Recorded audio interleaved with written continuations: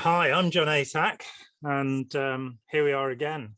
And I have the pleasure to welcome Jeffrey Augustine as my guest today. Hello, John. Hey, thanks for having me on. It's always a pleasure to talk to you.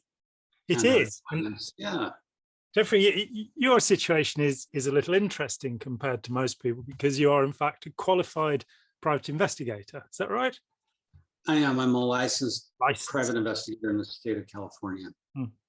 And so it means your approach to things might be a little more thorough than many of the people that dabble around in this area. So, and you're well known for the Scientology Money Project, where you've exposed a sizable amount of criminality in a certain organization. Yes, there's a, well, first of all, the amount of investigation, including your work, and that of so many other great authors, is phenomenal. So I would say former Scientologists are very thorough in researching and investigation. And the only thing a private investigator can do, maybe a higher level of training in certain areas. I spent 30 years in corporations, so I'm very good with finance. I do a lot of white collar financial criminality. And I have access to databases. One interesting thing a private investigator can do is the license is to investigate crimes. So a lot of retired police officers investigate homicides, that turn cold cases. Yeah. And there's good PIs and there's bad PIs. So if a family has someone who was murdered, a retired homicide detective, he or she can, when it goes cold, they can, and many good retired homicide detectives, they have solved murders. PIs work to find missing persons. So if you have a family member who may be mentally ill or troubled, we can often find them. Yeah. And we can conduct surveillance. So I've worked cases where a lot of money has gone missing. Well, I think what I've really done of interest to me is, and I can't go into particulars, but there is ties with a particular Scientologist, and it's more than one, to organized crime. And that's in the GPB Capital Holdings, which is the $1.8 billion Ponzi scheme. So I did find ties to the Russian mob and to Cosa Nostra in New York City through waste management. And there's some sophisticated skill sets that are used. Now, you as an author, classic book, Let's Sell These People a Piece of Blue Sky, phenomenal archival research. Thank you. So let me just say that people do phenomenal investigative work. The point at which you get a license, it's a different type of investigation, but it uses the exact same tools, the internet. And I will say the internet is so powerful that if you know how to use Google correctly, and I would say that's one thing I'm good at, is knowing how to use Google. Most people don't use Google to its full power. You should research how to use Google. It's unbelievable when you really know how to use it to its full power and extent. Yeah. And then there's great researchers have used Freedom of Information Act requests. And there's so many available tools nowadays to research that everyone can do good investigative work. So I'll leave it at that. Some of the stuff I found is very criminal in nature. I'm preparing materials to turn over to a prosecutor in an unrelated matter that will turn into a criminal case. So some PI cases, with white collar crime, tend to turn into criminal cases. Yeah. So you have to, it is interesting work. And because I think Scientology has a high permissiveness inside for white collar criminality, that's what really I find so offensive, is they know early on, they knew about Reed Slatkin and his $600 million Ponzi scheme. They know about Danny Masterson's alleged sexual assaults, and they cover it up. So they leave themselves open to both civil liability, private investigators, and criminal action. And today we're going to look at a very interesting report form that's mandated weekly in Scientology. I just want to begin by noting today's July 4th in America, our Independence Day, where we declared independence from England, the King of England. Right? Terrible mistake. Terrible. And then we defeated you in battle, or you surrendered, supposedly surrendered. I think No, the French defeated us in battle. But let's get into this. That what happened was that the English crown paid a fortune to defend the colonials of New England from the French, right? We sent General Wolfe over there, paid a fortune, climbed the heights of Quebec and defeated the French, so they would no longer be a threat.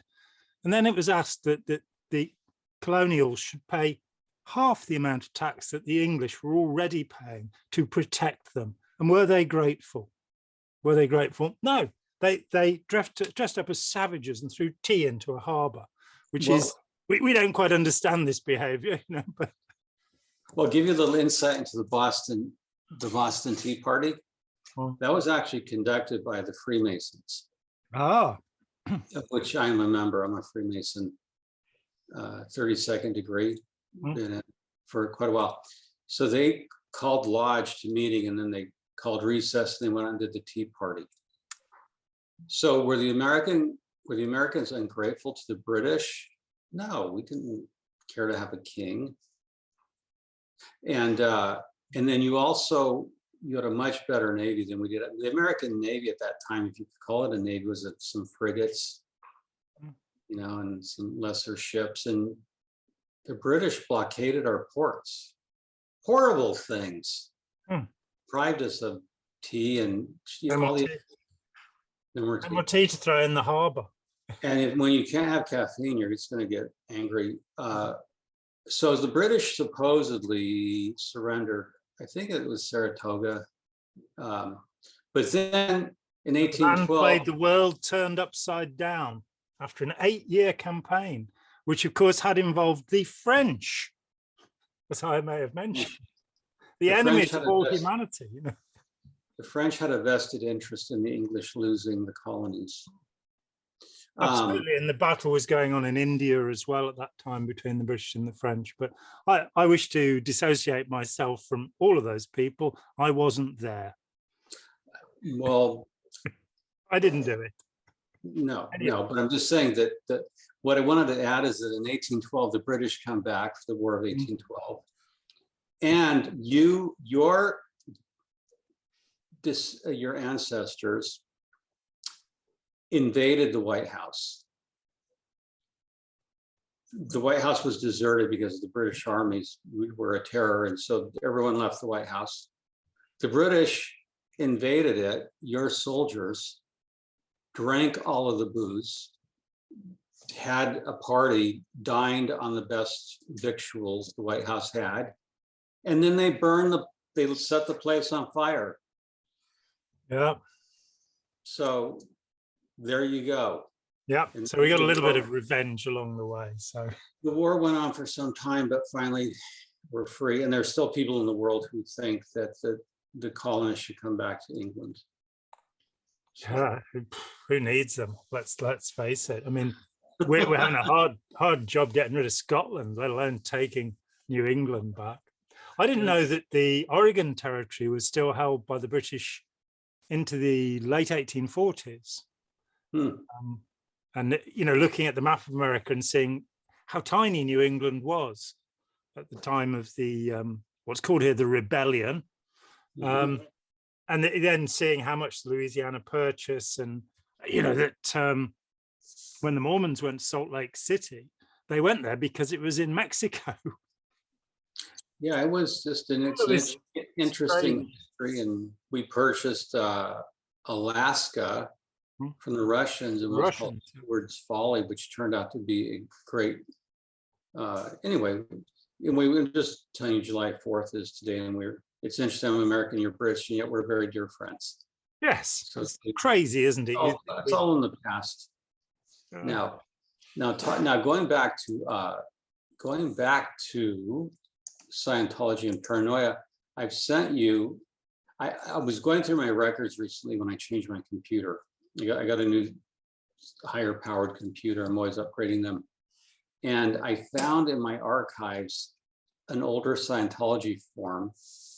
It's to the Central Computer Bank from the Director of Special Affairs. So what I want to tell Scientology watchers, and this will be familiar to long-term Scientology watchers, but the new people, it's interesting. There is the Scientology's Office of Special Affairs, which is in charge of public relations, legal, and intelligence. It's called OSA, or Office of Special Affairs. And they work for the Church of Scientology International, what's called the Big Mother Church. And it is a big mother. It is a big mother, yes. So at the org level, when you get below the international level, at the individual org, they have like a mini OSA called the Department of Special Affairs, the DSA. And each org will have a DSA person, and he or she will keep eyes on the local org weekly. So I found this computerized report form, because back at the beginning of computers, Scientology computerized everything. Yeah.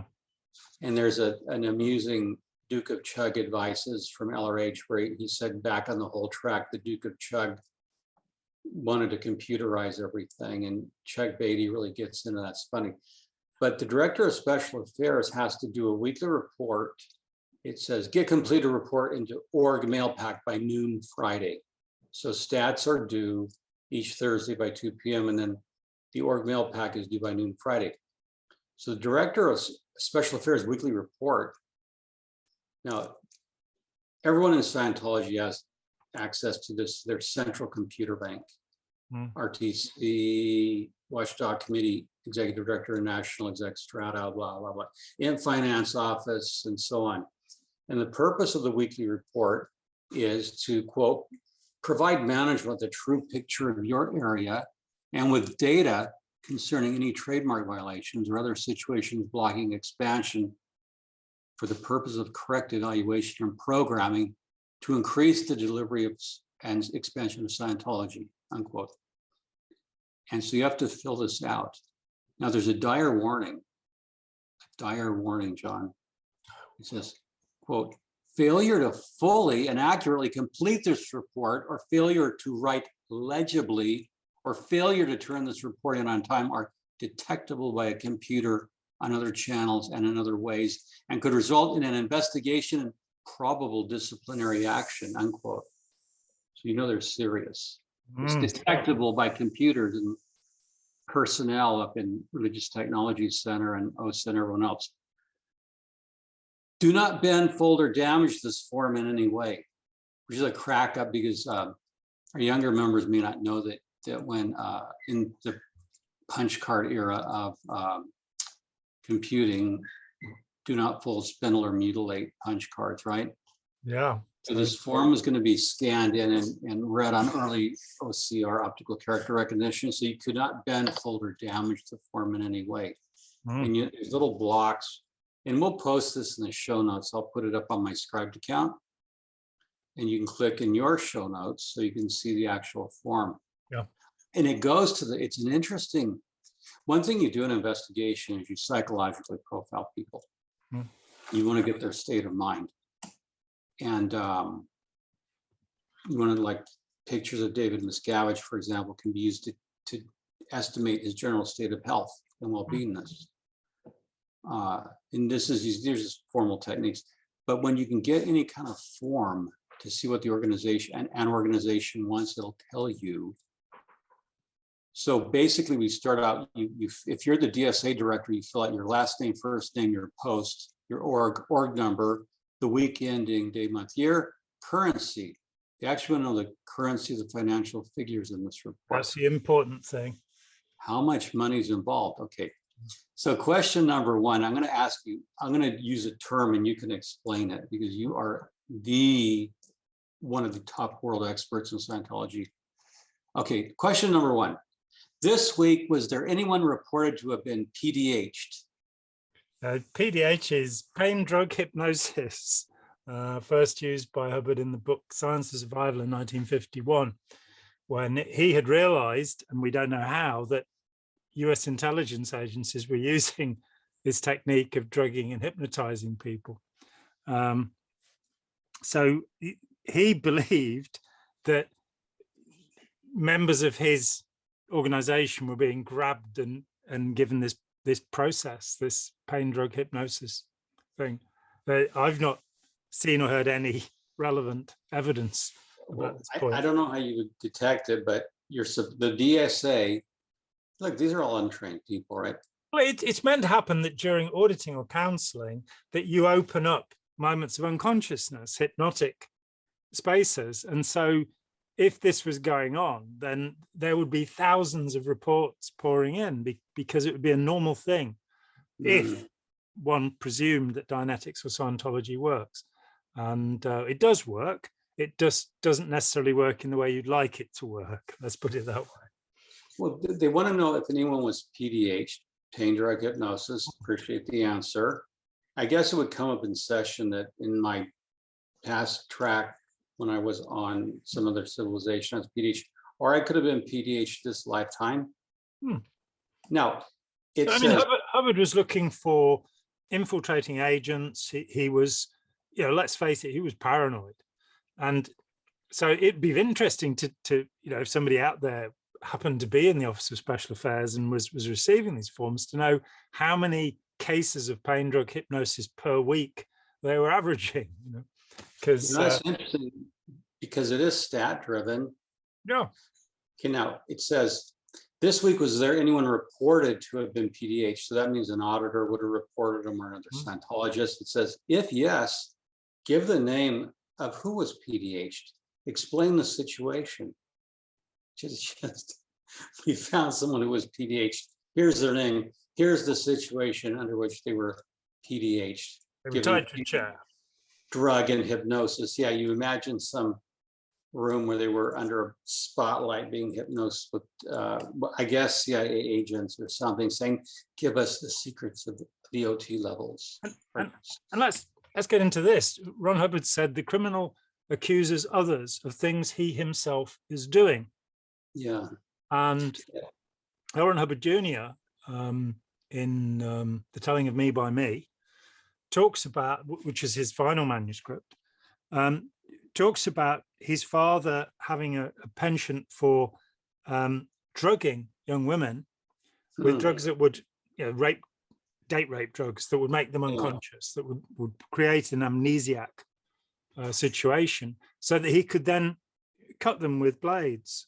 So I've not had any confirmation of this from anywhere else, but it wouldn't surprise me, and it's an interesting thought that the only case I know of pain drug hypnosis was during the Los Angeles Dianetic Foundation's attempt to prove that engrams, these traumatic incidents of unconsciousness, that they actually existed. And this was the only attempt, the modern science of mental health, this was the only time that there was an attempt, and they failed to recover. They knocked somebody out, and then failed to recover the engram. They spoke over this person and failed to recover the engram. That's it. That's the whole science of Scientology. Hubbard also specifies that there's a certain drug, I forget which drug it is it Benzedrine? He specifies a drug can be used under certain... If you have to grab hold of anything, grab Benzedrine, which is an amphetamine. He also, in a lecture, says that he himself was a guinea pig in an experiment to come off an addictive drug, and the drug, he names it, was phenobarbital, which you'll find in his medical records in the Navy, that he was given as barbiturate to soothe his purported ulcers. The ulcers, of course, were never found on X-ray, so that may have been an invention too. And often PDH, pain drug hypnosis, can be used as an excuse. I was PDH'd, Yeah, and he himself uses that excuse. He says that there was an attempt to inject air into his heart in 1938, which was when Amtorg, the Russian communist organization, wanted to recruit him. And It's a fairy tale. Well, there is a report that Hubbard writes that to the FBI, he wrote a letter in the early 50s that somebody broke into his apartment, electrocuted him with, I guess, electric plug from a wall socket, and then they shoved a syringe into his chest to try to give him an embolism. So anyway, this question, I remember, is that the FBI report that has handwritten on it, appears mental? there's several, and I don't know if it's that particular one, but the idea, if you actually had a syringe shoved into into your chest, that would be a serious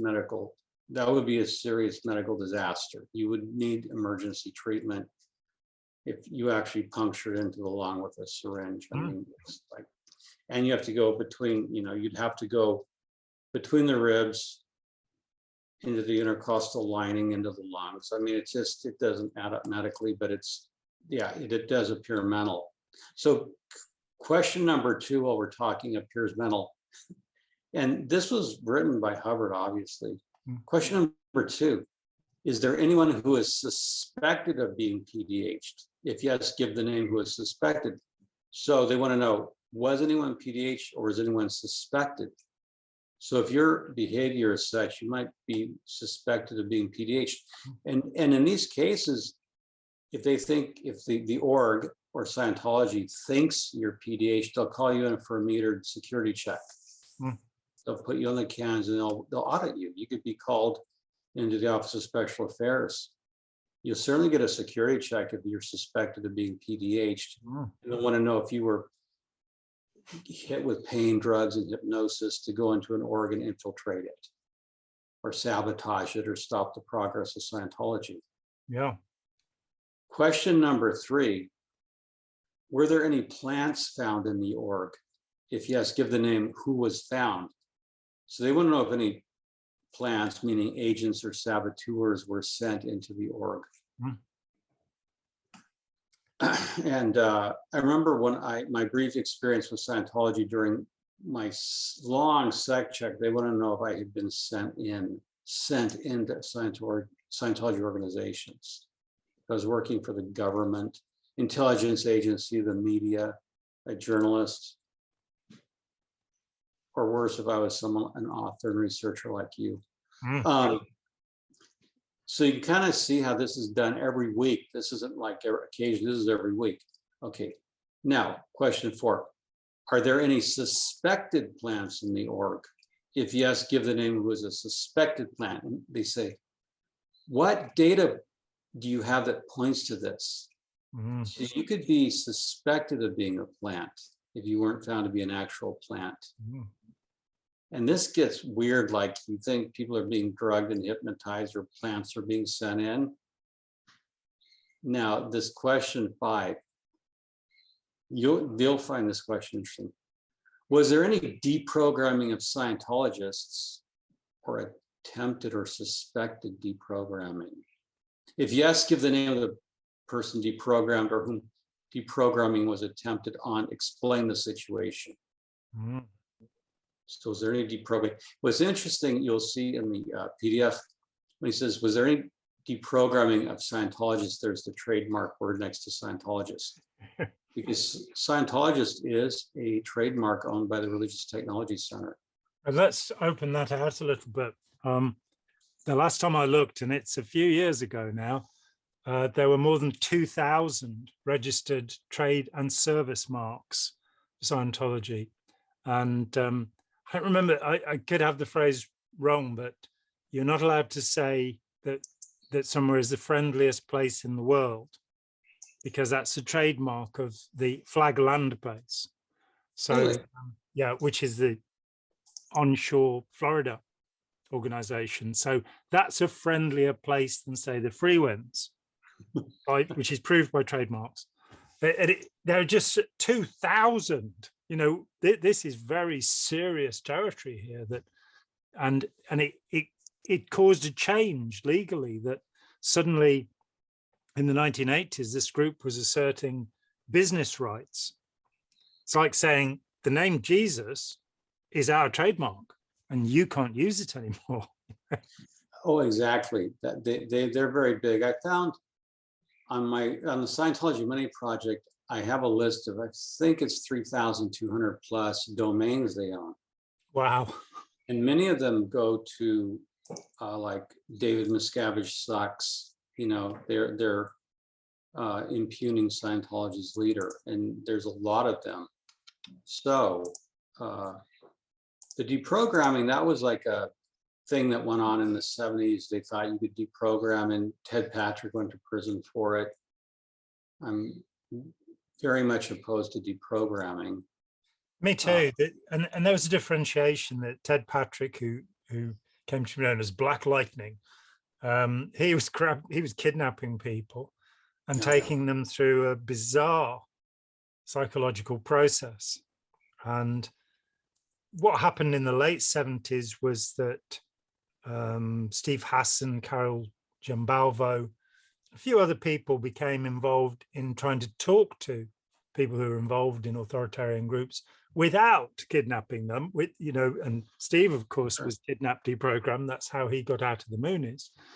But he, you know, he and others, Nan McLean was involved back then, Paulette Cooper was involved back then, and they were horrified by the way that Ted Patrick was behaving. And so they developed a non-coercive, friendly way of doing this instead, which they called exit counseling. Nowadays, there's a kind of line where you have the interventionists on one side and deprogramming is pretty much gone.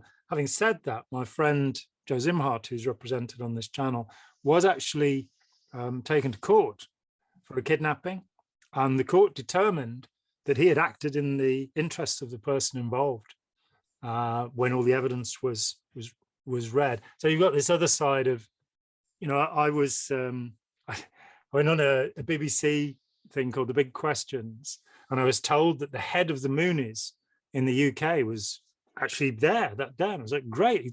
I said, I met his dad.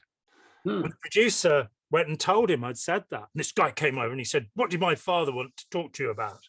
And I said, well, he was worried that he'd spent 2 years trying to find you and nobody would tell him where you were. And he wanted my help to find you because he loves you.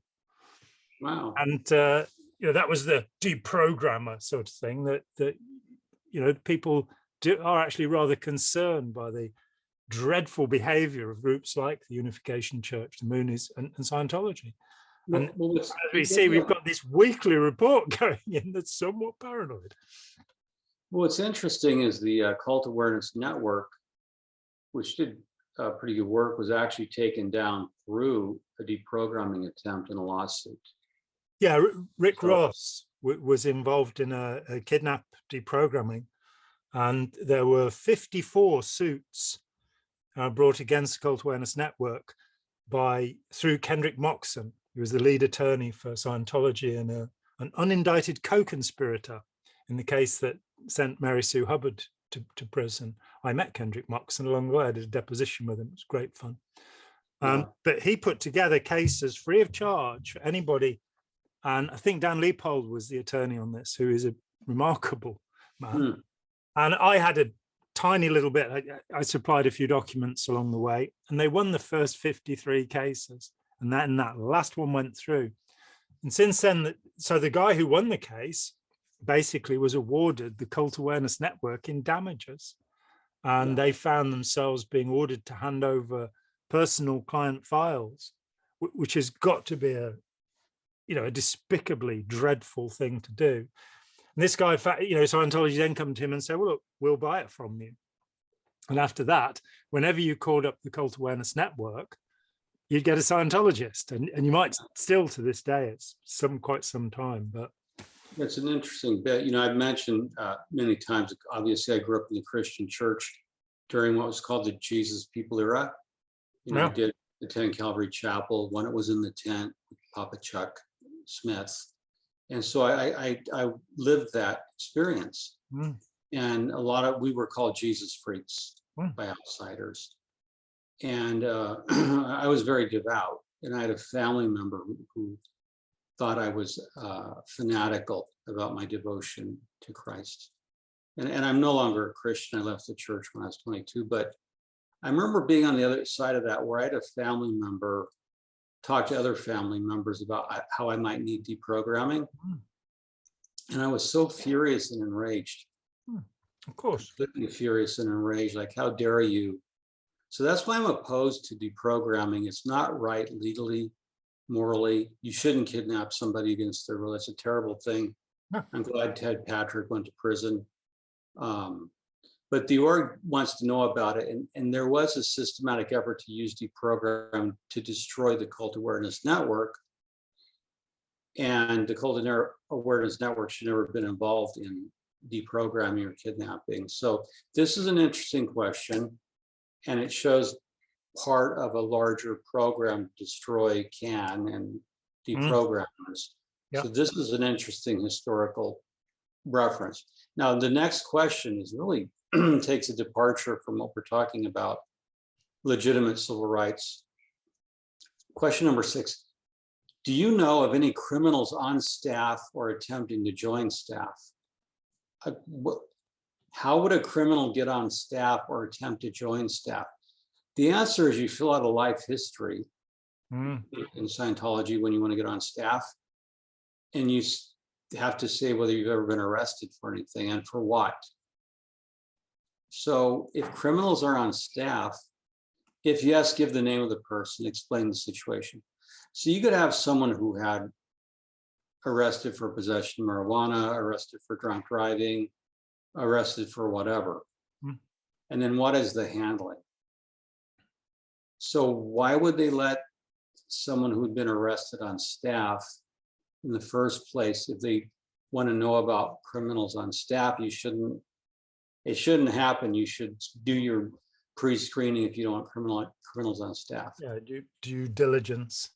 And if a criminal is attempting to join staff, my question, are they attempting to join staff in order to commit crimes within Scientology? For example, signing people up for credit cards and credit card and loans. This happened with the recent Chase wave. Just an aside. Explain the situation why there's criminals on staff and what is the handling. Now, criminals, when they say criminals, that's a very loose word because they're not saying that supposes someone is committing active present time criminality, like they're going out and robbing liquor stores when they're not working, at the org or something, or burglaries. To pay for their break. They're not saying to someone with a criminal background, and this is an investigative question, how I think. They're saying, are there any criminals, meaning present time criminals on staff, not someone with a criminal background, which is quite different. Because people with criminal backgrounds can be rehabilitated and go on to have very successful jobs and do well. There's an organization called Criminon, sponsored by Scientology, that seeks to do exactly that. Okay, 7, and we can work on this. Was there any gross out security this week? If yes, give the situation, who was involved, explain the situation. So out security means violations of security rules. So what would be an example of gross out security at the org level, John? Well, letting a journalist look at your files, that would be gross out security. Giving confidential information about the organization to outsiders, that would be gross out security. You remember when the 3 people, I think was it 2 or 3, they posed as Sea Org members and went into Copenhagen, I believe, and stole the OT levels? 2 of them went into the organization, Ron Lawley and Morag Belmain. Robin Scott waited outside. Yeah. But yeah, and I was with them the next day. And they were drinking magnums of Moet and Chandon champagne and celebrating the fact. And they were very surprised because they'd walked in there, and Ron Lawley, I had no idea they were going to do this, even though I knew them well. And Ron Lawley had grown a handlebar moustache, and he and Morag got out their Sea Organization uniforms, and they were terrified they'd be recognized. I talked with them afterwards about this, and they went in and sort of said, "We're with the Religious Technology Center, and you have squirrel technology in your OT level materials, so we want to see the packs." And they just They didn't ask for any identification. They didn't check anything. They gave them all of the OT packs, and they got back and they got these things. And I said, you copied these, right? And returned the originals. And they went, no. No, idiots. And Robin Scott ended up doing a little bit of prison time in Denmark for that. And these OT levels were the ones that eventually made their way onto the early internet. Yeah, there was an OT3, OT4, and OT5 packs, and they actually had both versions of the OT5 pack. They had the original pack, and they had the revised pack. And the revised pack had 6 bulletins, if I remember rightly. And these bulletins were originally signed David Mayo. And the revision that cured the terrible errors that had been happening as a consequence of OT5, New Era Dianetics were operating Phaetons, which I did in Scientology. But apparently I got the old stuff, which was terrible and turned us into bad boys. And you can look that up in Scientology's dictionaries, that you have bad boys. These are people who acquired supernatural powers by doing Scientology and then left because they probably found out that Hubbard was a crook.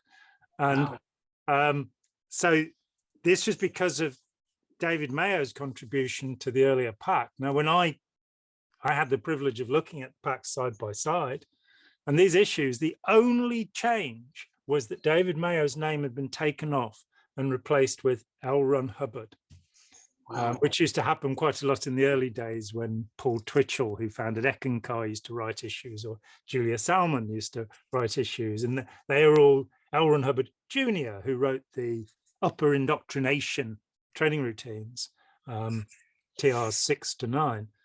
They just took Junior off the issues. So it was L. Ron Hubbard again. So it's made this incredible difference to the pack that L. Ron Hubbard pretended to have written 6 issues that actually David Mayo had written. And that made everything all right again. Yeah, and David Mayo was declared and considered a squirrel. And so for new Scientology watchers, David Mayo, M-A-Y-O, you can Google him. He formed a breakaway group. Now, so gross out security would be getting the OT level stolen from your org. That would be the highest level. So they're concerned with security, out security. Karen, my wife, Karen de la Carriere, my lovely wife, she was at St. Hill when this happened, when the OT levels were stolen. And she was investigating a few suicides that happened at St. Hill. Well, that's interesting because I was investigating that at the same time. This is December 1983. And I was noticing there had been rather a lot of deaths around St. Hill. I'm glad somebody was looking into it. She was looking into it. And then when this happened, they panicked and they realized the levels were stolen. So Karen was then sent up to Copenhagen to investigate. She fired off on a mission immediately. She dropped the suicide investigations at St. Hill and was sent to Copenhagen to investigate the out security. Yeah. As a steering member. So that's really interesting, but they want to know, they want to keep security. They're very security minded. Okay, so number 8, moving away from gross, and they use this word gross, and it's an older term meaning gross, how offensive, ooh, gross, how offensive, and it's not in modern usage. So gross out security means disgusting, vile examples of out security. Or it means significant, major. Yeah, significant, because there could be minor violations of security. And Karen tells an amusing story of a fellow here in Los Angeles who wanted to get kicked out of the Sea Org. He wanted to route out, and they wouldn't let him. They were delaying him. So what he did is he wore his full Sea Org uniform into a topless bar near the org there on Hollywood Boulevard. And, had a couple lap dances and things, and then they threw him out the same day. So there you go. That's one exit strategy for anybody who's secretly watching this video and trapped in Scientology. There is a way out. The way out is the way out. So now, question number 8. Do you know of any thefts, embezzlements, or other financial irregularities? I guess that means aside from the normal regging procedures where they promise you miracle results, but you sign a contract saying we don't promise you any particular results. Yeah. So aside from thefts, embezzlements, and other financial irregularities like Hubbard shipping boatloads of cash to his bank accounts in Switzerland, Liechtenstein, etc. Mhm. I digress. Okay. If yes, give the names of those who were involved and explain what the situation was. Well, a good embezzler or thief is not, they're going to take the money and beat feet. They're going to leave. You probably won't sit around to be reported. Yeah, I mean, you're going to have to, but I mean, so they won't know about any theft or embezzlements, so they can take money, but if you take money, that's, explain the situation. Okay. Now that's self-evident. You don't want anyone stealing money from the org. And it is illegal and it's actionable. Usually Scientologists have a rule, or on Hubbard created, that you don't report it to the police. And you'd want to, try to recover the money and handle it outside of legal channels. Okay, 9. Is there any new situation not previously reported of any Scientologist in legal trouble or getting into any form of legal trouble that can involve the church? This is a hot question. Any Scientologist getting into legal trouble that could involve the church? Could involve the church. Danny Masterson is the leading example of this. Mm. What he did was being reported. And now that he's in criminal trial, and I was just at the last hearing last week where Judge Olmedo in LA Criminal Court denied Masterson's motion to dismiss Chain Doe 1. So they knew going back to 2003 that these knowledge reports of sexual assaults were being sent in. This was actually up on OSA lines and not DSA, but they want to know what their potential liability is for financial, sexual, child molestation, anything going on. And what baffles me is they know about it, but if it's financial, they don't do anything until the person's caught. And I've often said the only crime in Scientology is getting caught. Mm. Because if you can get away with it, if they can cover it up, you'll never know about it. And I mean, that opens up a situation for me that as I started to investigate Scientology, having left and having been a very innocent member, really, I didn't know what was going on. The Rehabilitation Project Foresight, for example, I'd had brief conversations with 2 people in 9 years, and they both told me it was great. So I didn't know what was going on. But in investigating Scientology, I started to find there were an awful lot of cover-ups. So, for example, there was a man called James Stewart who in 1968 did the first operating Thetan Level 3 course in Edinburgh at the Hubbard Association for Personal Integrity, HAPI, personal integrity not being something that Hubbard had any of. And that's my considered opinion. But this guy ended up dead. He jumped out of a hotel window. really? And the first thing that happened was that Scientology was notified. So they went to the hotel room and cleaned out any Scientology materials. And this has happened in a variety of other cases over the years. That the first thing is to contact the organization, have the organization come in, and then the press were told, oh, he was quite new to Scientology.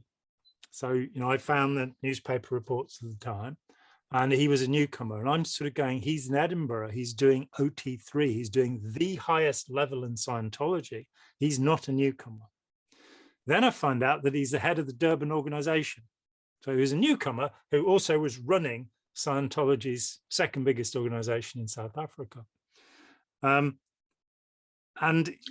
this whole cover-up, Captain Bill Robertson was there, David Mayo was there, Robert Kaufman was there and wrote about it in his fine book, Inside Scientology, or How I Became a Superman.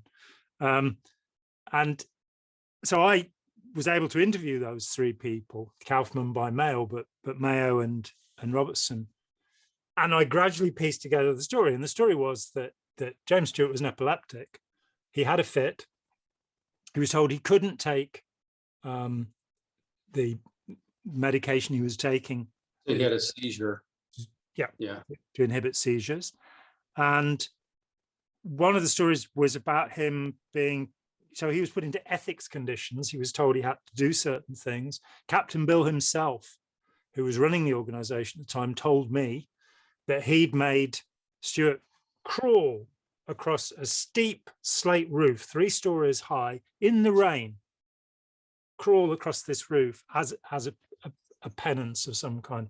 He was made to crawl around the waiting room floor, picking things out of the carpet. So it's not David Miscavige who invented these kind of crawl tricks. And somebody who saw him there said he had a bandage on his head, and you could see the blood on the bandage from where he, while having a seizure, hit his head. So he was pushed down, humiliated and abused to the point where he felt it was better to give up his life than to continue. And the cover-up was incredible. There was a suicide in East Grinstead, a young woman called Lee Johnson. And the Express newspaper were investigating that. We got so much material on it, but the legal threats just poured in. So the newspaper kind of went, we don't want to spend the money on lawyers. Doesn't matter, whether the story is true or not. We don't want to spend the money on lawyers. And so this whole culture of cover-up, which is so essential. And Scientology is not the only place this is happening. Of course, the Roman Catholic Church, the Anglican Church, various Baptist Church, Methodist Church, the Jehovah's Witnesses have all been involved in awful child abuse scandals in the last couple of decades. Yeah, and in every case, they've covered it up. They've hidden it. This idea that our organization is so great that there must be no bad word about it, rather than being truthful and doing something about it.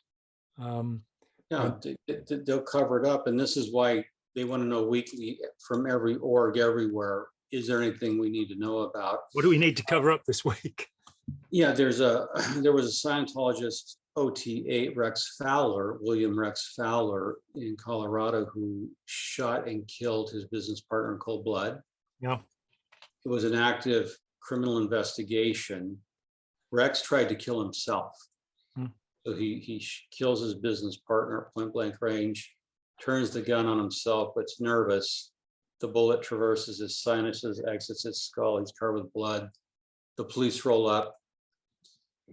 They figure out he's the shooter and not the victim. There's crime tape around the scene. Scientology gets word of this. An OT8 is murdered. His business partner tried to kill himself. And William Rex Fowler is in prison for the rest of his life for first-degree murder. But during the active police investigation, the church sends Fowler's wife to the business where it happened, to Fowler's office. And she's there when her duties to get his briefcase because there's OT materials in it. So she goes under the police tape and the police tell her, you can't come in. She says, I need to get my husband's briefcase. It has OT materials. And they tell her no, they take the briefcase as evidence.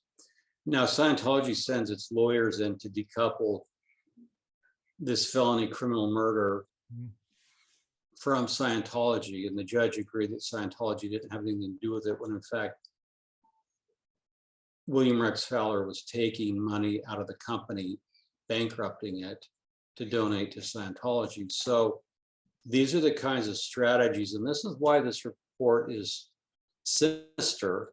Yes. It gives Scientology the earliest possible advantage to figure out a legal strategy to extricate themselves or to engage in a cover-up. That's why this document is so damning. So we'll move on to the next question. 10, were there any interpolative or nattery public on reg lines or any other dissemination lines this week? That sounds like crazy Scientology talk to me. Let's go through that word by word. Start at the beginning and we'll pick it up. Were there any interpolative or nattery public on reg lines? Interpolation is a word invented by Hubbard to say that something is it's enturbulated, it's mixed up, it's messed up, it's gone wrong, and it's a key word in Scientology because it leads to the word en theta, Interpolated theta, meaning that you have kind of good spiritual stuff, theta, which is the happy, nice stuff. But if you mess it up, you get interpolated theta or N theta. And so Scientologists will say of somebody they dislike that they are N theta. Yeah, or they're interpolated. I'm very interpolated today. I'm very interpolated. Nattering is kind of gossiping. Making critical or hostile comments about people. And it's a sign that your withholds, the things that you don't want people to know, have been missed, that you think that somebody might know about them. And so the only reason, according to Hubbard, that you will say something unpleasant about somebody, particularly about him, is because, you know, they may have seen through the facade and into your criminal world. The fact that somebody could deserve to be criticized because they've done something wrong is something I've learned about since then. After leaving Scientology, I found out that there are bad things that people do, like Hitler, for example. When I say nasty things about him, it's not because I think he knows about my secret sex life. Yeah, and so you have to explain who's nattering or interpolative. And there's also a thing in Scientology called a non-interb order, non-interpolation order. So if you get reported for being interpolative, you'll get a non-interpolation order. Stop being interpolating, and that's one step short of an SP declare when you get a non-interb, as they call it in short. So let's move on to 11. And that would come about, say, if you went into an organization and complained that auditing cost too much, or that your auditor had bad breath, or, you know, that you didn't like the picture of Ron Hubbard, that would be interpolative. Maybe nattering and turbulative. Yeah. So you could do, interpolation is like sort of anything you do that bothers the org, that they find it disruptive or unpleasing, nattering, gossiping. So, okay, you explain the situation. Now, this is all getting computerized and put in folders at the level of Church of Scientology International, RTC. So this is, this all gets all in the database. Well, they're looking for trends in the church. So let's say that David Miscavige did an event and people nattered about it. Like, I didn't like the COB event. If it's pervasive across the field, they'll get Sea Org missions out to handle it. If it's just isolated, it'll let them know that this is just happening in, say Dallas. We have a situation in Dallas that's not disrupting the entire field. So they want to know by geography, zone, location, how big is the situation? Is it the whole church, or is it just isolated to Dallas or New York, or LA? So this helps them focus on where they need to put their investigative resources to interrogate people in their various dungeons. Anyway, so the next one, they shipped.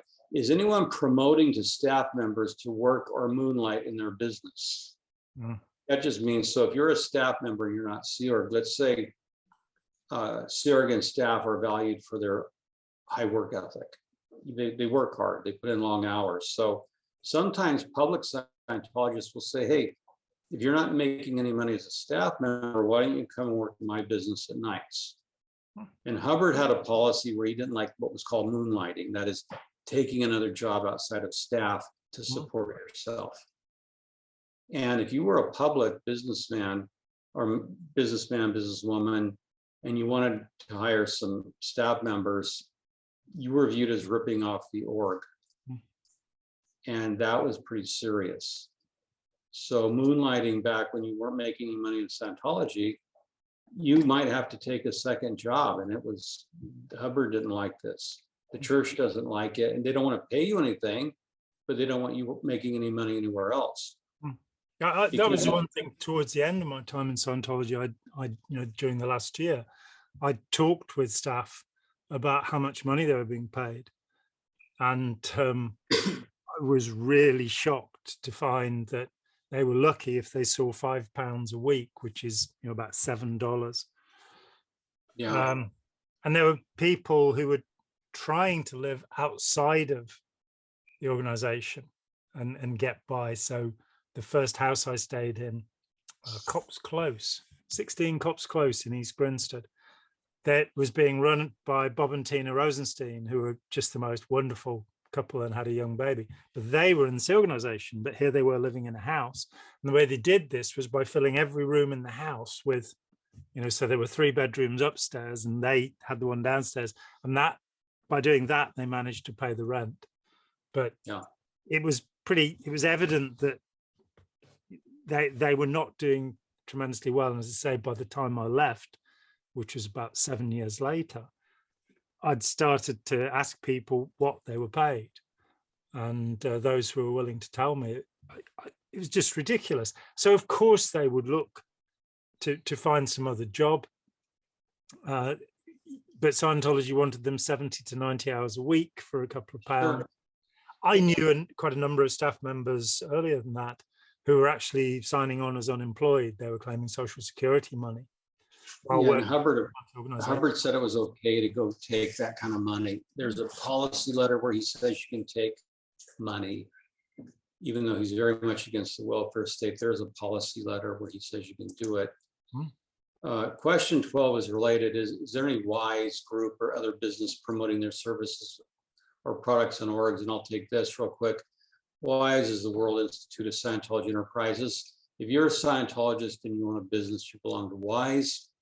If you're promoting your services or products on org lines, so let's say I'm a Scientology insurance agent and I'm pushing Scientology insurance or whatever, holistic, a new health drink or something, you're not allowed to go do that, and you have to report them.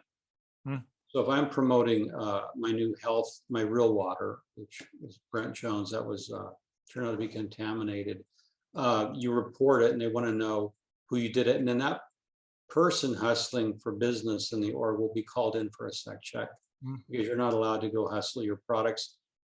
And you have to explain that. This next question is interesting, John. I want to move along a little bit because we still have a lot of questions to go to interrogate you or the DSA. Is there any mission promoting their services on org lines? So for new Scientology watchers, there are the big orgs, and then there's the class 5s, the smaller ones, and the missions are the bottom. Missions are only allowed to deliver bridge services up to a certain level. And they're franchised. They are, theoretically, they have some independence from Scientology, and pay a percentage of all their monies. But I'm not sure the mission network has ever come back since the 1980s. It used to be where the money was coming from back then, but sure. But it's still a question because missions might say, hey, you can do the communications course for a lot less money at the mission. So again, this is watching the money, right? Yeah. Now, this next question is worth discussing. Was there any Theta press or media on TV this week? Here's how they break it down. If yes, and this is local area, so they want to know the entire Scientology world. So this is where the form is valuable for every area. So let's say there was some Theta television or media in Portland or Seattle or somewhere in England or Australia. So they want to know. Theta, they mean negative. Yeah, in Theta. Turbulated Theta. But again, this shows the value of the report to them. Is it local? We have an isolated thing, and they're going to send a threat later. Let's say a reporter in St. Louis said something derogatory about Scientology or something they deemed derogatory. They would know it was isolated to St. Louis.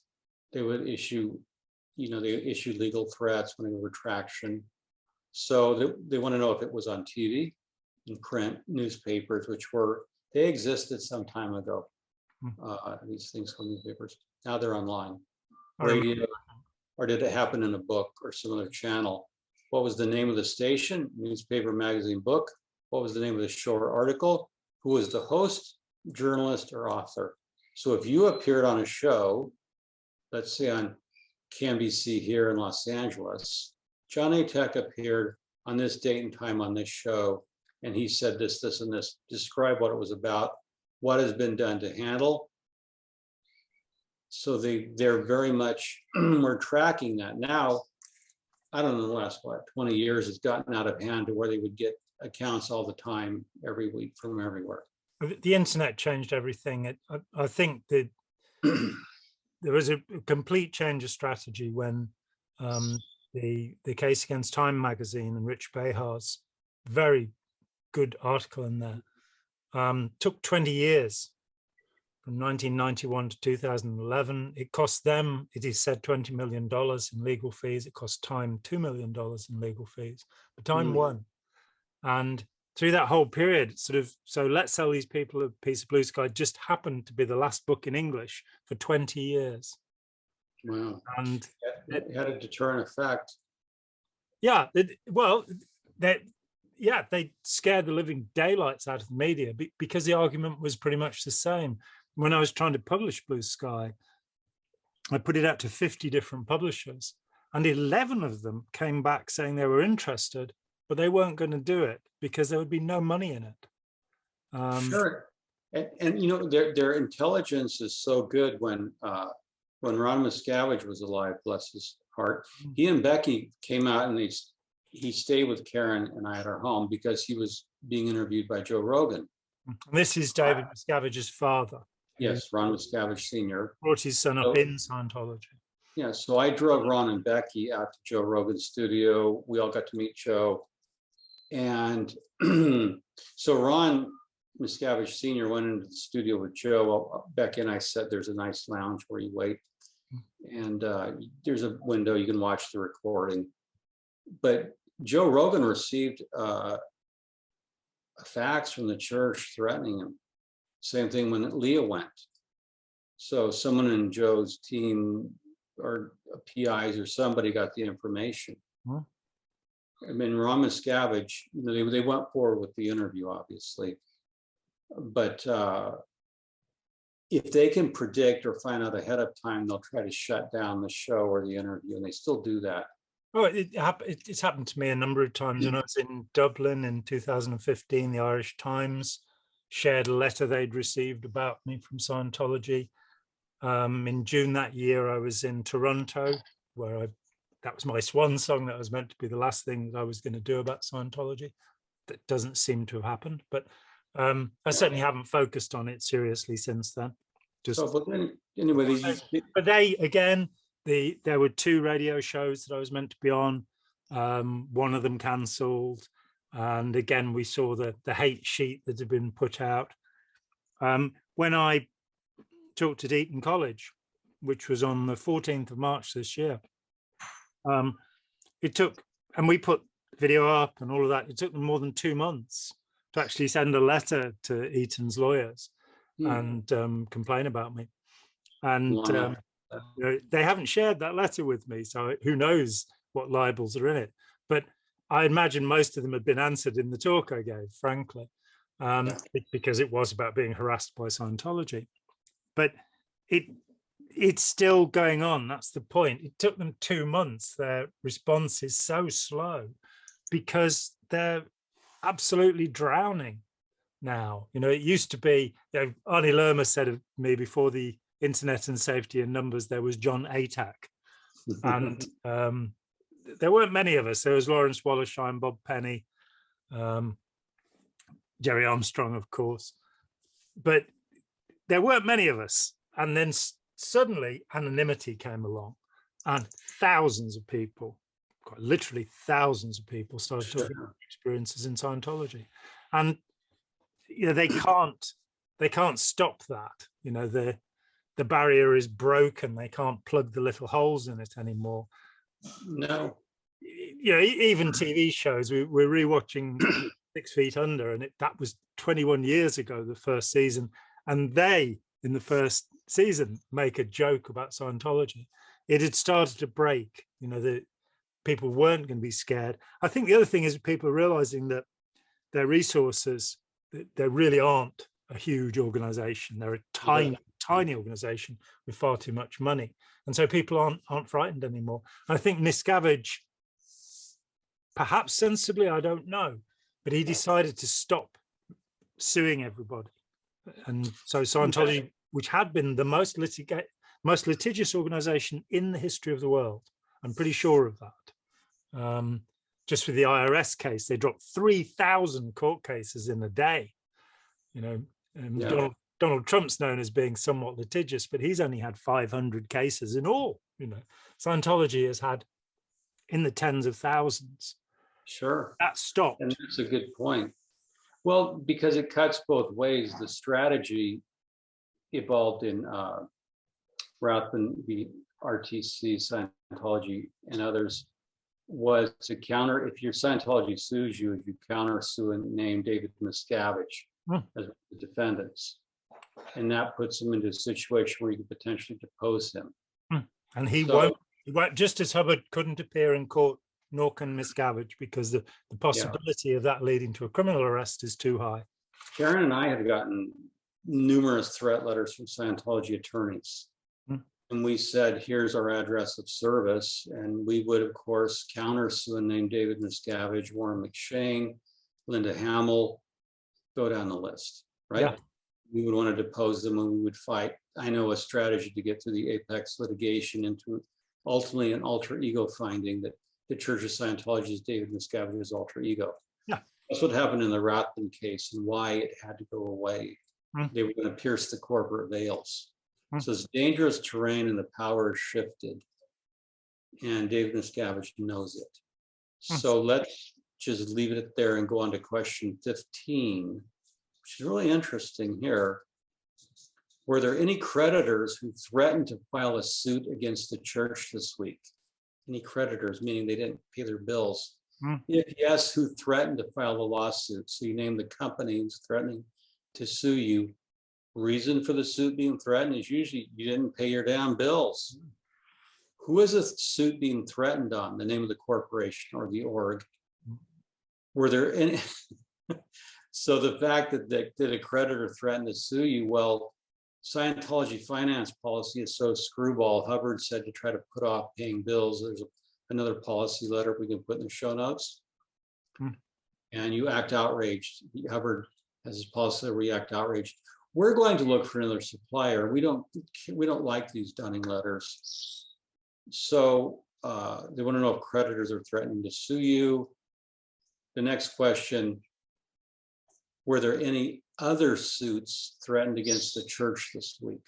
So in addition to creditors, they want to know, did any other third parties threaten to sue you this week? What type of suit was threatened? Reason for the suit being threatened? Who is the suit being threatened on? So they very much want to know, are we going to get sued or were there any threats of lawsuits? For example, a typical one is, I have $105,000 money on account. I've resigned from the church. I want my money back because I'm not a Scientologist. I want my money on account back. And if I don't get it, I'm going to sue. That's an example of like a former Scientologist, named Beverly Sputnik is threatening to sue for her money on account.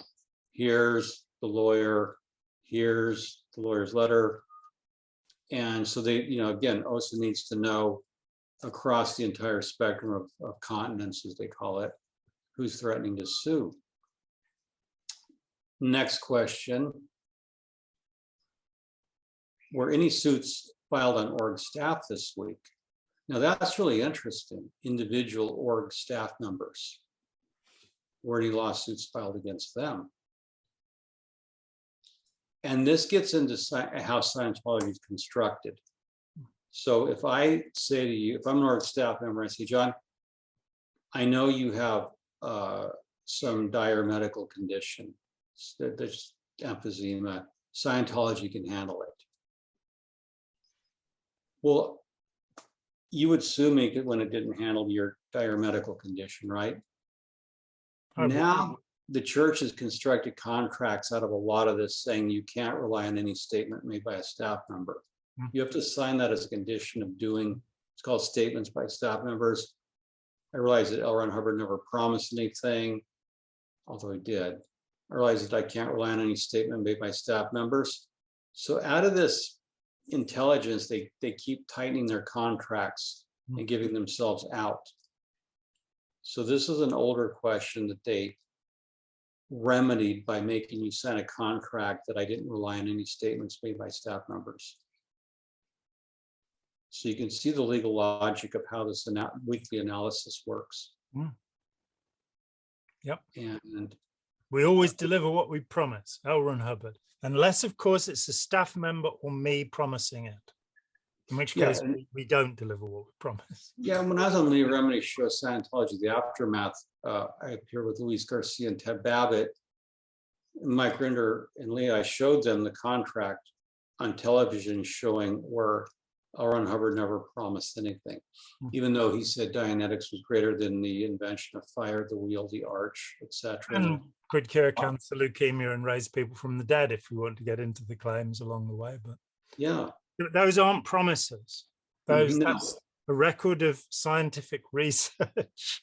Yeah, and you have to, the people. So this is interesting because it lets the church, like I said, draw their contracts tighter, in addition to arbitration, which kind of tends to kill anything. 19, this week were any suits fully handled? So were any lawsuits handled? Did they get dismissed? Did you find enough blackmail to get someone to decide to drop the lawsuit from their PC folders? That's what I would suspect as an investigator. How did you shudder them into silence? What did you do to threaten them to drop the lawsuit? What was the handling? Sometimes Scientology will pay confidential settlements. I'm aware of some things like that I can't talk about, but I know that sometimes they'll pay money because it's better to pay money and make it go away. Well, with the famous Michael Flynn suits, there were, I think, 25 suits in all. And I think the final payout was $5 million to shut them up, to stop those suits. And I know Jerry Armstrong was the holdout. He was saying, I don't want to take this money. But he was given $800,000 and a promise. So he says from Michael Flynn that there was no way that they could have enforced the silence contract on him. And we got hold of the silence contract because Bill Franks, former executive director international, made his public. He wasn't going to keep it a secret. So we had copies of it. And as you say, it was just a payoff. It was, let's get these people shut up. They got a bit more sophisticated after that because, of course, I believe Jerry gave half of the money to his ex-wife. He gave some money to Mike and Kimmer Douglas so they could buy an apartment. He was generous with the money, but he never thought that it was going to be that he wouldn't be able to talk about his own life, that he wouldn't be able to talk about things he'd experienced and done. That didn't seem right to him. But when Jerry came back, they realized that this contract wasn't going to help them. So they switched to a different strategy, which I think Marty Rathbun might be able to shed some light on if he would talk to us again. And I think what they do now is they pay a monthly stipend. And as long as you shut up, you get paid. Now, this came my way in, I think 1994, early 94.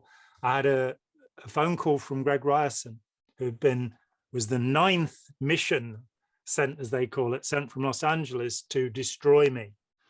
And 8 had failed until then. And they'd reckoned to have spent £2 million by then on getting me. And in a phone conversation, which I did tape, and I did tell him I was taping, he said, how would it be if, say, a dealer that we know bought paintings from you and we gave you a contract? And, nobody needs to know the money's coming from Scientology. I was a little abusive towards him. And if he's watching, I do apologize, Greg. I don't normally tell people to do that. But I was a little bit annoyed at the time. Sure. And they would rather dole the money out and keep the purse strings tightened. So the question this week, were any suits fully handled, that, they would look for some way out, either by paying off a backroom deal. They don't ever want to admit they lost, and so they try to make these things under non-disclosure agreements. And Jerry was quite heroic in putting the affirmations and everything out there. Yeah, Jerry was tremendously heroic. Yeah, that was just pure gold. Okay, question 20. Were there any summons or attempts to serve the org or staff? If yes, state what the situation is and who was involved. Well, L. Ron Hubbard trained staff members not to accept subpoenas or serve as a summons. We saw that in the current cases against where David Miscavige is named relative to Danny Masterson in civil. And it's quite something that we have to differentiate civil from criminal cases against Masterson, where David Miscavige is playing games and is refusing service, saying he wasn't served. When L. Ron Hubbard was alive, he went into hiding, and they're saying they didn't know where to serve him. So, but if an org for some reason got served, they need to know an attempt to serve or was served, who's happened, explain the situation. And again, you have to fill out everything. Now, this next one is really interesting, John. Were there any court decisions or official citations concerning the org in any way? If yes, what was the decision or citation? Where did this come from? Why was it given? So they want to know if a court decided, let's say a creditor sued for $25,000 for, facilities renovations, and the court awarded them the judgment. The church needs to know this, obviously, and they have a legitimate reason in knowing why, or official citations. For example, a building inspector could come by and say that I'm citing you for health and safety violations for these unsafe conditions in the building. The fire department could come by and cite you, saying you need to improve this. There's a potential fire hazard here. And such things have happened at the Manchester organization. When I first went there in 1975, was in a condemned building. And so they want to know. Yeah, they want to know that. Now, 22 is an older question, but it's interesting. And it still applies in some areas because Scientology, parts of it are not tax exempt. Like social betterment groups, they're nonprofit, but they're not tax exempt per se. Was there any new tax situation that came up this week? If yes, explain the situation. So let's say the city of Clearwater said to Flag Land Base, this particular building is not being used for religious purposes. We want you to pay taxes on it. And that does happen. There are some buildings, that Scientology does pay some taxes in Clearwater. So they want to know their tax liability. Did this involve any new assessed tax? So if it's a new assessed tax, they could go into court and fight it. Which they've done in the UK over decades, and they've been forced ultimately to pay their back taxes. Well, they fight it tooth and nail. If yes, how much new assessed tax is involved? What is the handling? So Scientology's bottom line is they do not want to pay any tax at all anywhere in the world on anything. And they will fight in court and fight in court and fight in court to be recognized as a religious organization and to not pay taxes. They want to use all the social services, roads, fire, police, everything that society provides and the taxpayer pays for, but they don't want to pay for any of it. No. So it's a must be contributed to, will not contribute.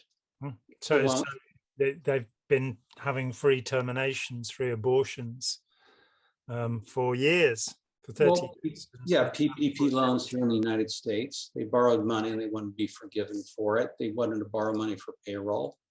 So they'll take every possible penny they can get from the government, but they don't want to pay a damn thing.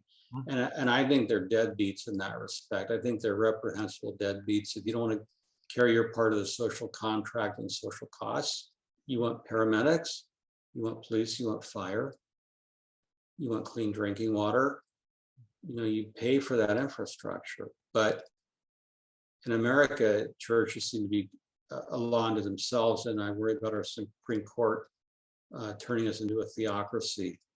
Oh, absolutely, yeah. Recent decisions have been a little worrying.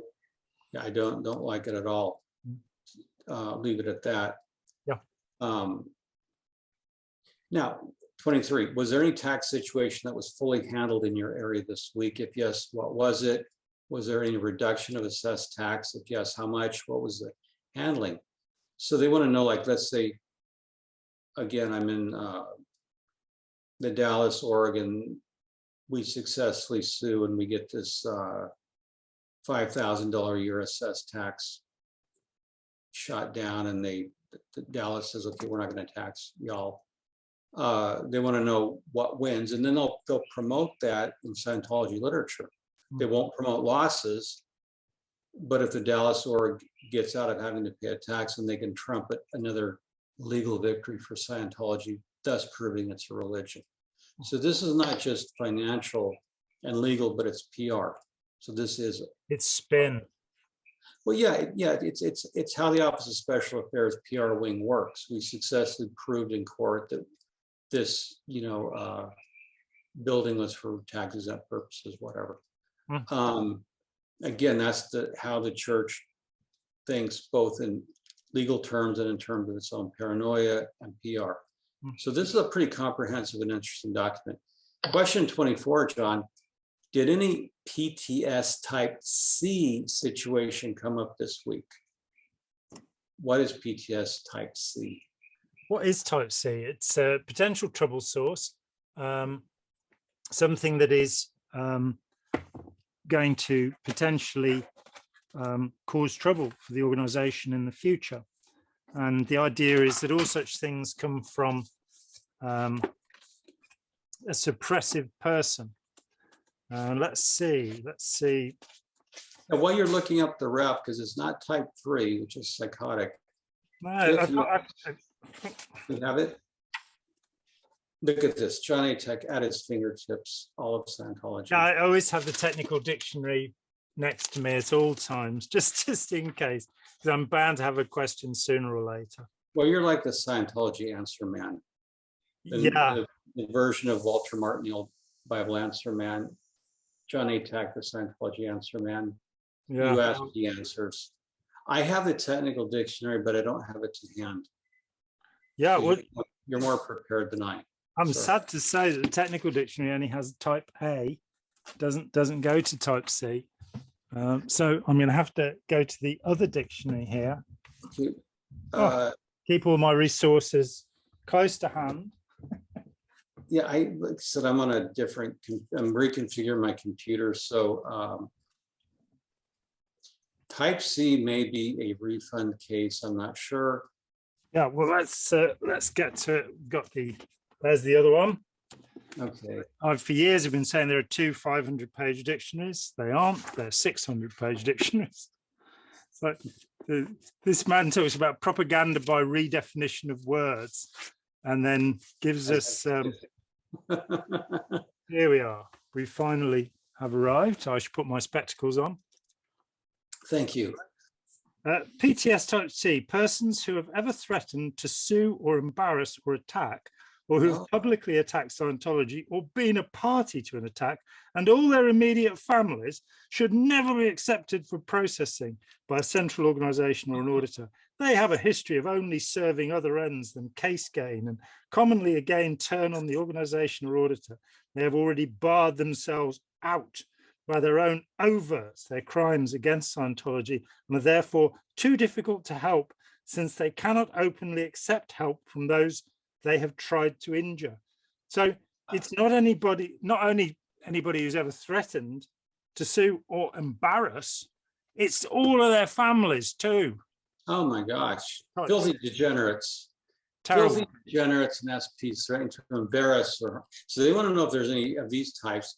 Did any PTS type C situation come up this week? If yes, fill in who is PTS type 3 and who was threatening or attacking. The next sub question, who is behind the situation stirring it up? That's the third party law. So there's always a third person involved in any conflict, which is ridiculous nonsense, but it does find its parallel in psychology, which is called triangulation, where we find somebody who's setting two people against each other deliberately. So it's not to say that third partying doesn't happen.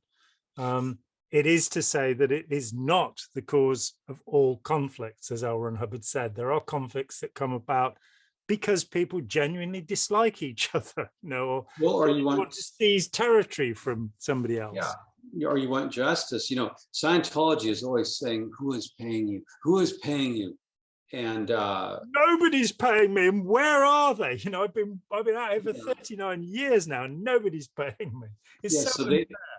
Well, that goes to their third party law. If you're attacking Scientology, somebody's paying you. And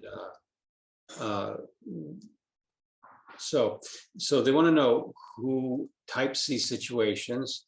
The next question, were there any PTS type C refund repayment requests this week? If yes, what type of refund repayment claim is being made? Is it for books and materials, training, processing, as they call it, processing? I love that word. In America, we say processing. Yeah.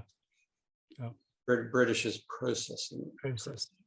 It's also, it's the British can be very economical with words. So you take penicillin, we take penicillin, we stretch out the name.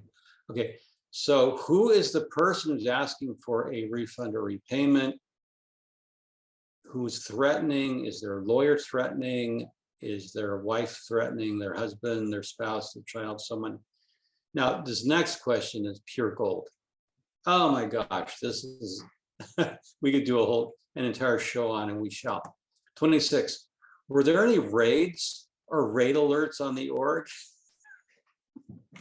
What kind of church where you have to report, were there any raids? Like, you come to expect them, so you got to report them, or raid alerts. Every Episcopalian church in America. You guys might be raided. What?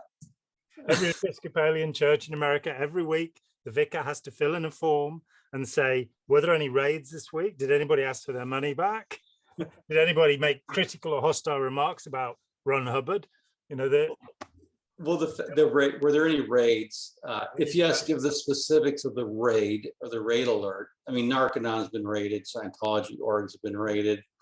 What handling is being done? So this question is really funny for us, for me, not for Scientology, because they could get raided because they're criminal. That's why they have to worry about being raided, is because, and if you want to be called a cult, stop acting like one. If you want to stop being raided, stop engaging in criminal activities that will cause you to be raided. That's the answer to raids. That's the handling for raids, is stop doing stuff that will get you raided. And then you won't be raided. That's obvious. So they want to know, any raids or raid alerts. We might be getting raided. We heard we could be getting raided. Scientology, and I know of this in LA, it goes on in LA. Scientologists, the publics, will volunteer at police departments. I know they've done it at Pasadena, Glendale, LAPD. And they keep their antennas up as volunteers, so if they can hear of any, they want to ingratiate themselves with law enforcement so they can get any warning, advanced warning of like, maybe a raid will come down, They do embeds, they do this stuff. I personally know some stuff I can't talk about, but yeah, they keep their ears up for potential raids. And if they can derail a raid, they will. Okay. But what happened in Germany with, which has been complained about by the State Department in the US every year since it happened as an anti-religious act. In Germany, they decided they could not afford to have Scientologists in the civil service anywhere because they had a loyalty to Scientology that was ahead of their loyalty to the German government. And they would therefore be spying. Now, this was proven in cases in the United States, which came out of the largest raids in the history of the FBI in July 1977, when they raided the Washington, D.C. organization and Los Angeles organization, and carted away just an enormous amount of documents that had been stolen from government officers. And during the course of those investigations, Mary Sue Hubbard signed a stipulation in evidence that's over 200 pages long, a confession is over 200 pages long, in which she admitted to participation in kidnapping, and we're complaining about kidnapped deprogrammers, breaking and entering, burglary, the placing of bugs, the forging of government credentials, the theft of documents. So the German government looking at this go, it's best not to have these people in our offices where they can steal this stuff and advise Scientology. And the State Department, ignorant of the history of Scientology, it would seem, says this is an anti-religious act, not being willing to have these spies in your organization. There we go. Amazing. So, okay, the next one's a minor question. We'll blow by it. for the org bank accounts are all signatories in good standing. So yeah, you want to make sure, when it comes to the money, your Scientologists in good standing are signing the checks. 28, I want to blow by a few. Did any of the org's accounts get frozen this week? Did they get frozen? Well, law enforcement can freeze bank accounts. Who else? No, I mean, that's who freezes bank accounts. The bank can freeze it. But did the org's accounts get frozen this week? If yes, which accounts was it? How much money was frozen in the accounts? Who froze the accounts? Why were the accounts frozen? So this goes on to the next question, frozen bank accounts. Was there any org staff member or Scientology public jailed this week, as opposed to last week's or previous weeks? I can still see this vicar in the Episcopalian Church filling this in every week. Yeah, was there any, did we get raided? Did our bank accounts get frozen? Did anyone get jailed? If no, it was a good week. If yes, we got a situation. If yes, note down who the person was and state the situation, explain the situation. What is the handling being done? So, did anyone get jailed? Okay. Has a trademark license been signed with Church of Scientology International? Is the org's trademark license certificate on display? Are the trademark service marks of Dianetic Scientology and or LRH copyrighted materials used in the field without license by the owner to do so? If yes, state who is using them without authorization. And that is to say, are there any independent Scientologists out there that we will be closing down? Well, not just independent Scientologists, but CSI, the mother church, and RTC, you got to pay for the royalties. You have to pay them their royalties. They want to make sure they're getting, you're kicking back up to them, because to use the intellectual properties, you have to pay CSI and RTC. So they want to make sure they get the money, and there's no one using them without, authorization. And of course, the governing policy of Scientology, and this is literal, it's called the governing policy. Hubbard wrote it, and it is A, make money, B, make more money, C, make others produce so as to make even more money. And that is the governing policy of Scientology. And that's what we're seeing in this list here. Does anything threaten the finance of Scientology? Does anything threaten David Miscavige's private bank account? Yeah.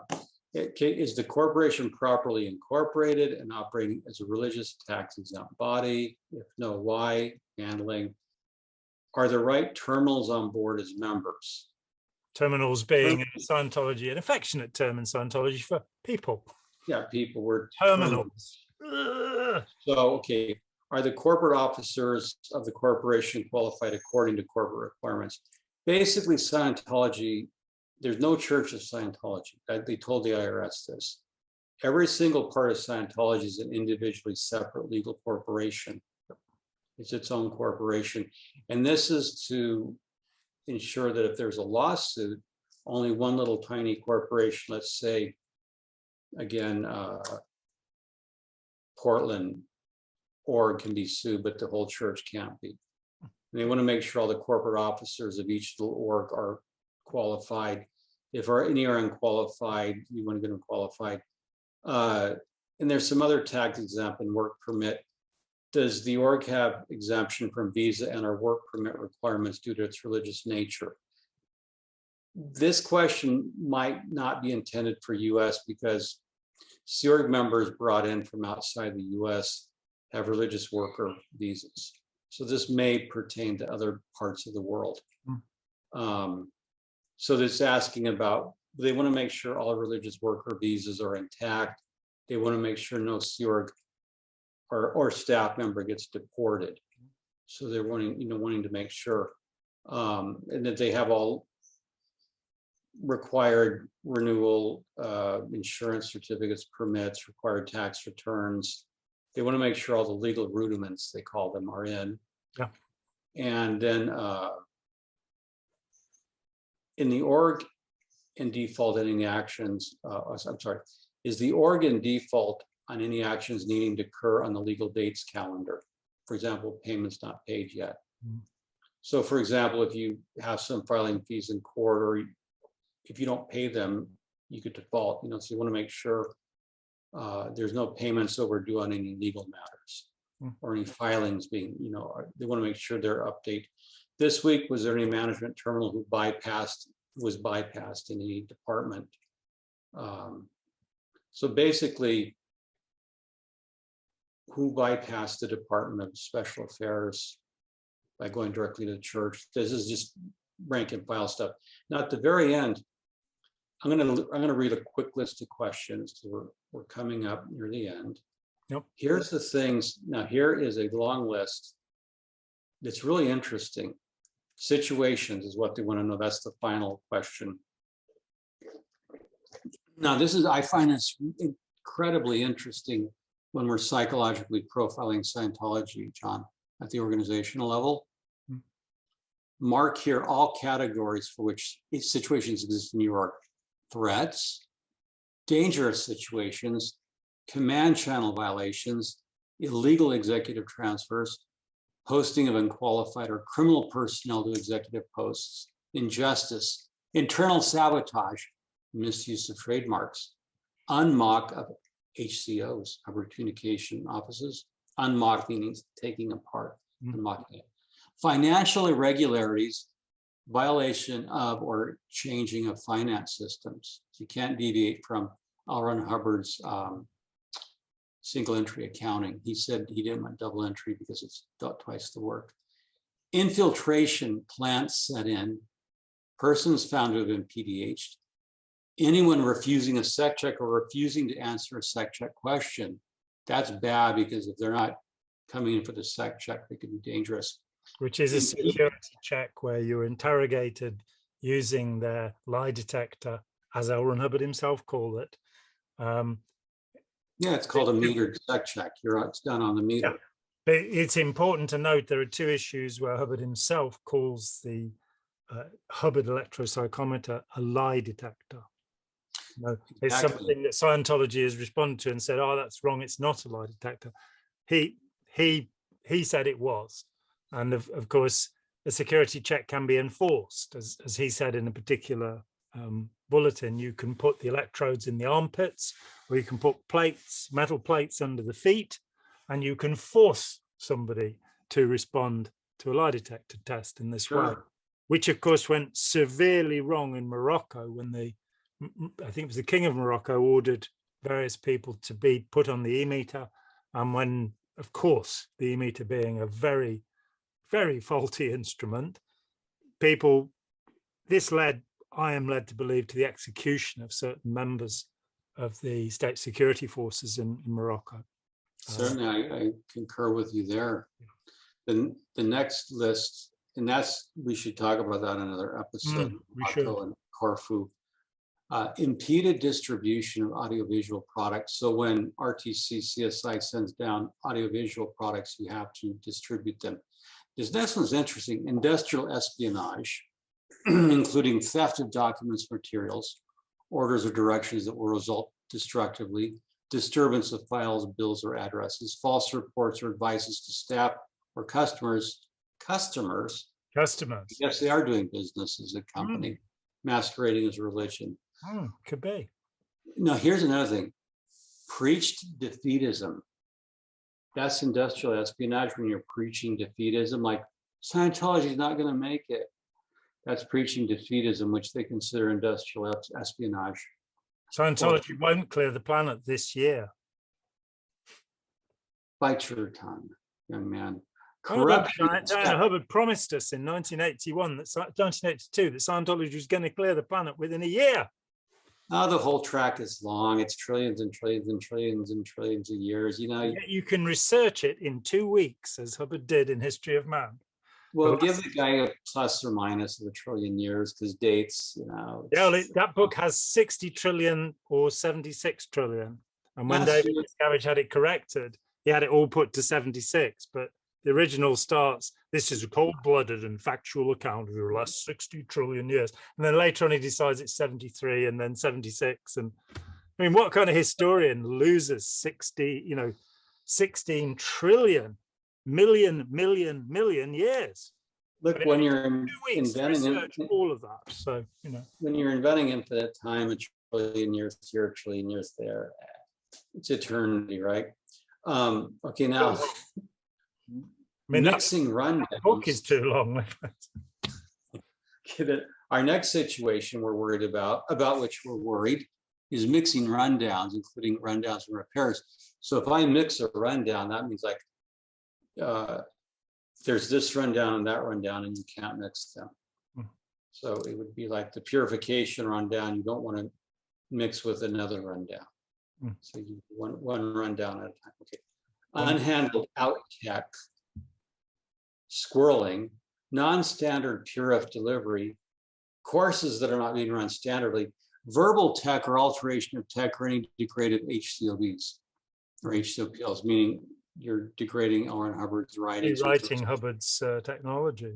Or the stuff that David Miscavige has altered. You can't, alter his alterations of Hubbard or David Mayo's and Hubbard's name, whatever. Blocks on delivery lines. So if you're stopping the delivery of Scientology, that's a crime.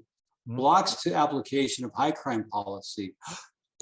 You're trying to block the application of high crime policy. So there's a list of high crimes in Scientology Hubbard published.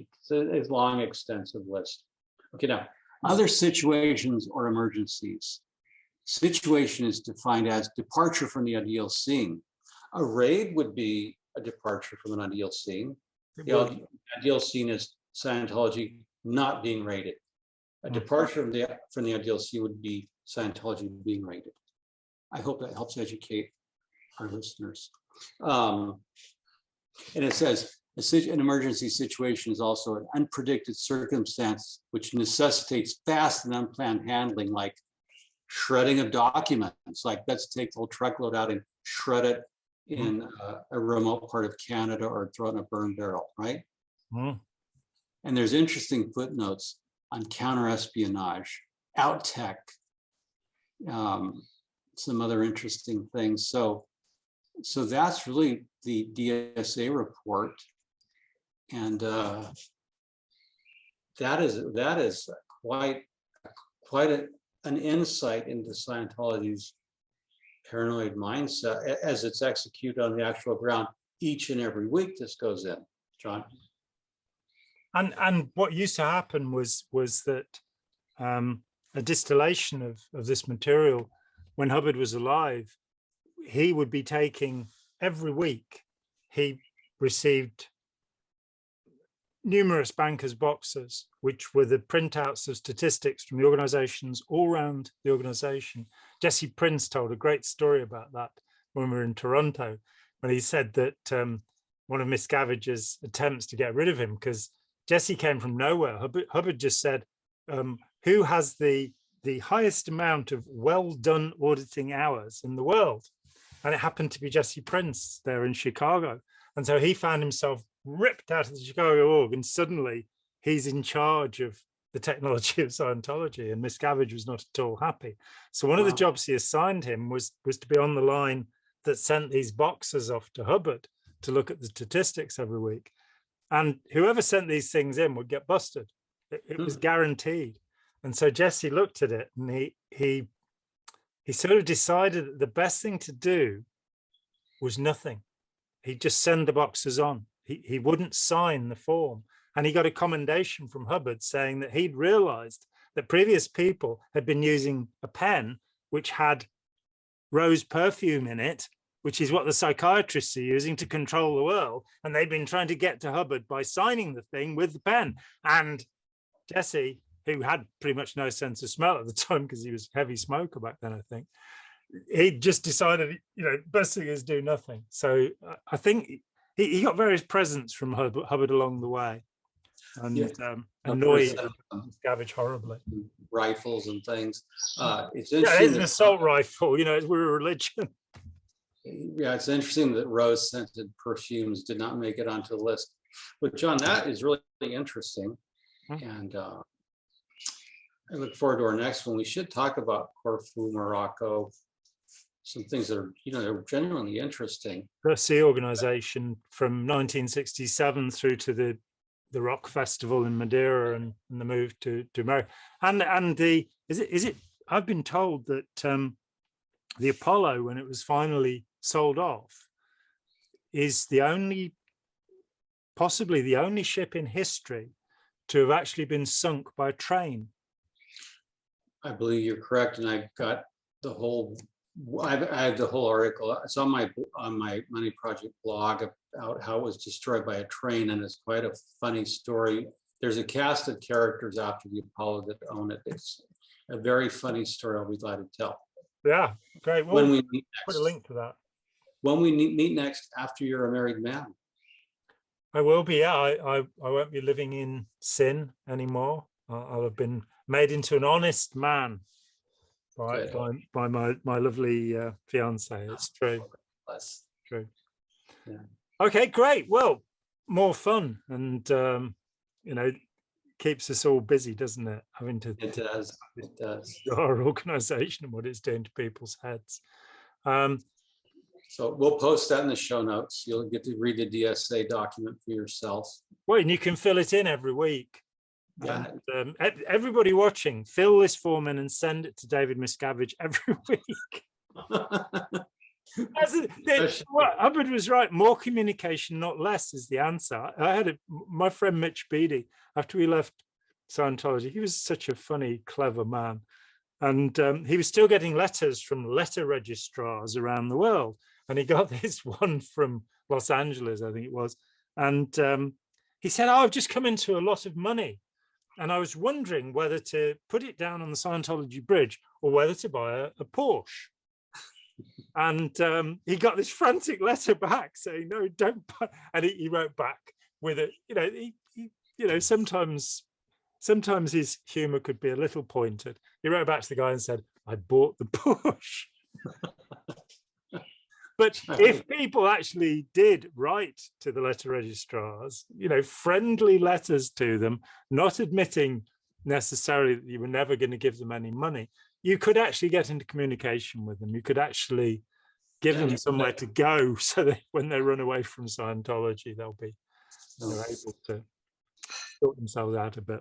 So, yeah, hate the sin, but love the sinner, something like that. I'm not up for loving them, I don't think, but I do understand that Scientology is the sin and people have been trapped by it. And so attacking those people, even maybe David Miscavige, might not be the right thing to do, though I would like to see David Miscavige in prison for what he has done.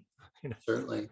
Just, I think it'd be better for society. But I would be happy to write a report to him every week about how many threats there had been on my organization. Well, you'll have the paranoid I was feeling.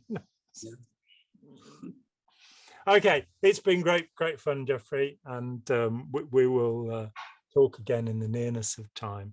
Thanks. Well, thank you for having me on. Always a delight. It is always a delight. My Thanks wife to will everybody. be there when you get married. I'm sorry? Oh, my wife will be there when you get married. She will. And stay here to run. I'm looking forward to seeing her in person. It'll only be the second time we've met in person. Though we've spent quite a lot of time in conversation we do. last year or so. Fantastic. Thank you so much, Jeffrey. Thanks to everybody for watching. If you're not giving us money yet, then I don't know what's wrong with you, but you can watch these things for free. But you should read Ron Hubbard's policy on exchange and realize that you get into a lot of trouble if you don't actually give us $5 or $10 a month, so something like. No, it's all free. Help yourself. Thanks so much. Cheers, bye. Hi, John here. Thanks for watching. We'd appreciate it very much if you would click like, as well as subscribe, and click the bell for notifications. Every dollar helps, and we welcome new patrons on Patreon, or you can make a one-off payment with any currency through PayPal. Thanks so much.